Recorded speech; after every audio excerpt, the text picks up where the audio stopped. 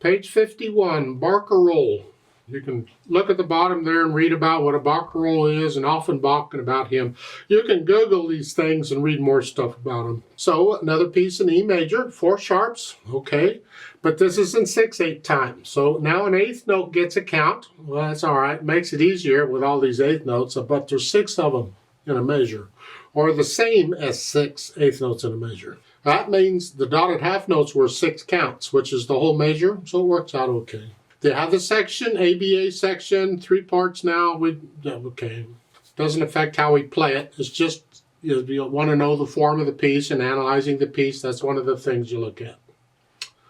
Let's check this one hand at a time first. Starting with the right hand, we're here. I'm not going to stay here, but this is where we're starting. So 1, 2, 3, 4, 5, 6. 4, 5, 6.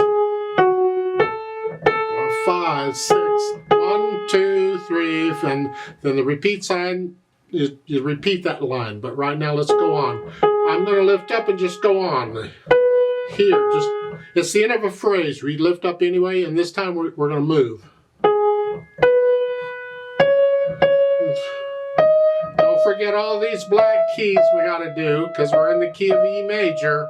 But if you can do the scale, it makes it easier, because then you know which black keys are there.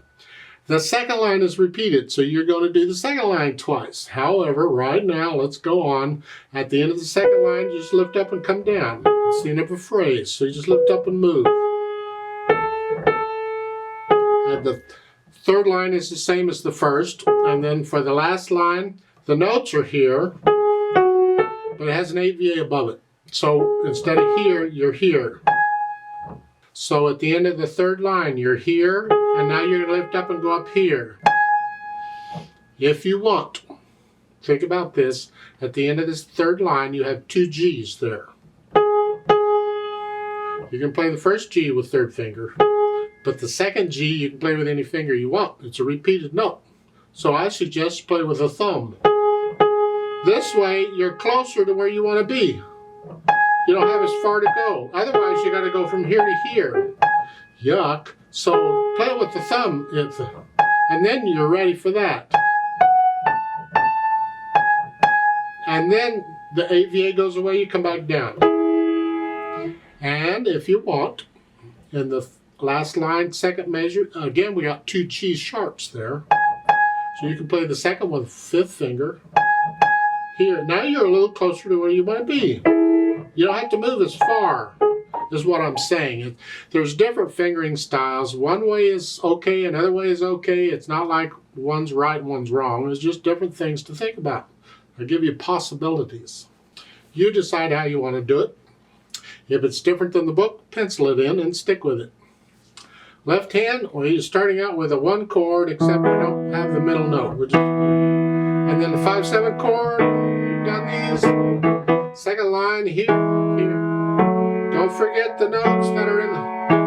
If you can do the scale, you know which black keys to use. And then the last line, 8 VA over it. So you're coming up here. Well, you end the third line here. You're simply going to move. You may have to practice that, because you got to hit all 3 notes at the same time accurately. So you go from here to here. How you do it is up to you. I usually aim one hand. I'll aim the thumb. And I know what the chord feels like because I've done it a million times. I know what that feels like. So I aim the thumb and I just put my hand in that position and trust it's there. It's good practice. You should do it in both hands, but okay. Because after you finish the second measure, or in the second measure, then the 8 VA goes around, goes away, and you come back down. So you come in, just lift up and move. It's all right. Put the hands together here.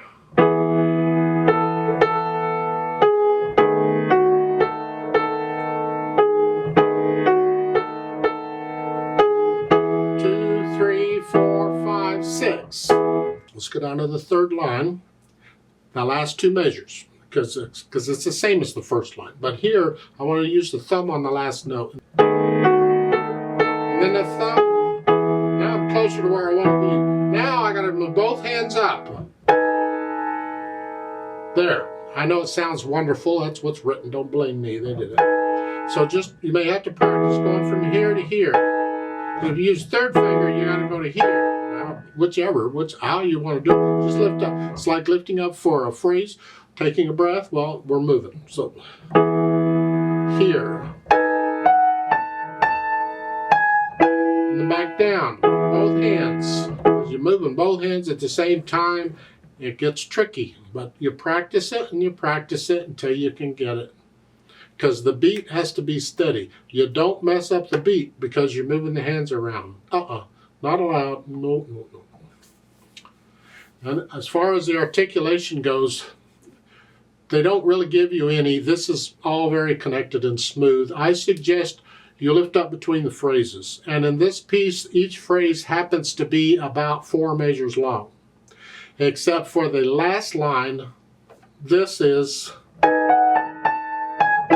That's the end of, that's just a phrase by itself. It's just kind of a partial, just an afterthought. And then you come down to finish it. That's okay. No problem. But otherwise, connect it. And then lift up. It's like an 8th rest we're sticking in there. Or you're cutting the note short by about an 8th note equal because the beat has to be steady, is all it is. Then the dynamics apply to the melody, which is the right hand. Soft, whatever you think soft is. This is a gentle piece, never gets loud. The left hand needs to be very soft.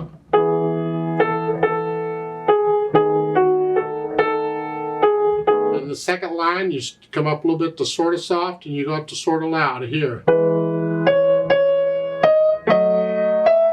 Right there. And then come back down. The left hand needs to be in the background. Third line is like the first, and the last line, you're soft here to start. The left hand's very soft. Soft, little softer, and now the left hand is tied. Only the right hand plays the last measure, and it's super soft. Here, and you hold the left hand down through that. See those left hands tied? Yeah, okay.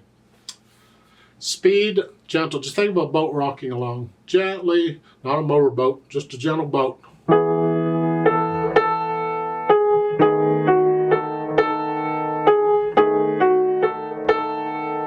Because Andante is not slow, it's just kind of a casual speed. Now they've added pedal at the bottom to connect that. Normally I would say don't add pedal there if you're not going to use it anywhere else.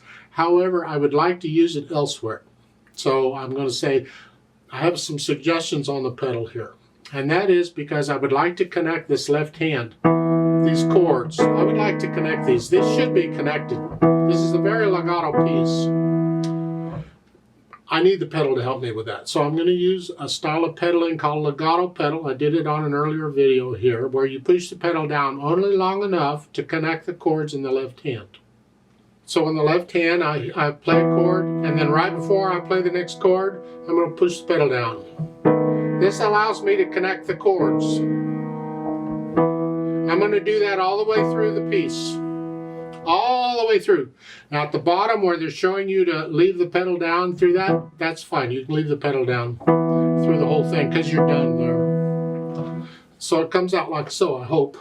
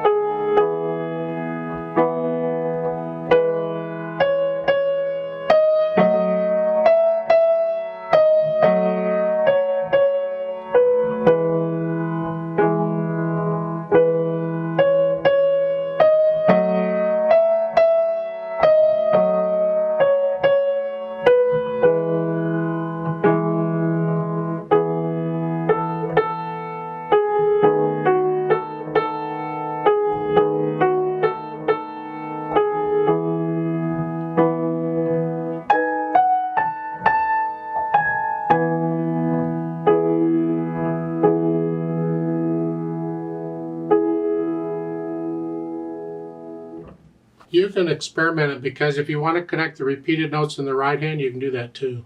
You can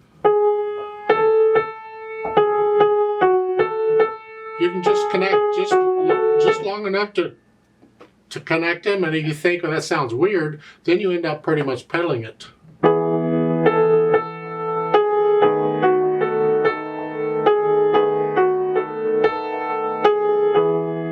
This is for an orchestra. You can get away with that if you want to. Just don't let it get blurry and mussy. I like to play it with you slowly to check the notes and the rhythms. Not going to do any dynamics. We're going to do all the repeats. I'm going to pedal like I suggested. I'm going to give us 6 counts. So let's try. This is just to make sure you're playing the same notes I'm playing at the same time, to make sure you have the notes and the rhythms correct. You have to do all the other stuff on your own. 1, 2, 3, 4, ready, go. 2, 3, 4. 3, 4.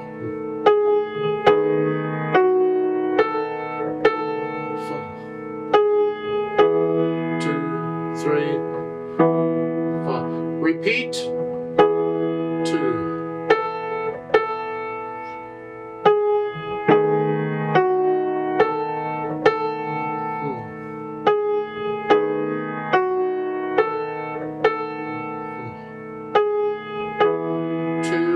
3, 4, 5. Second line.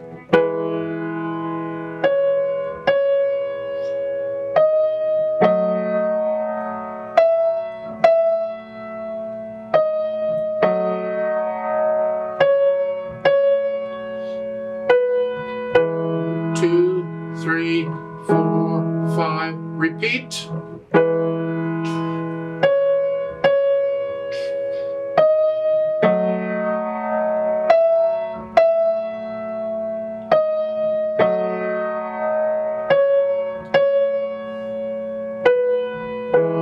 2, 3, 4, 5, 6. 2.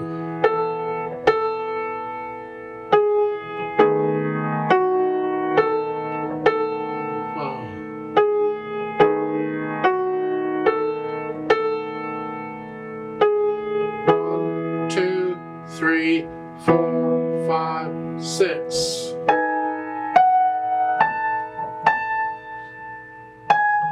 1, 2, 3, 4, 5, 6. 1, 2, 3, 4, 5, 6.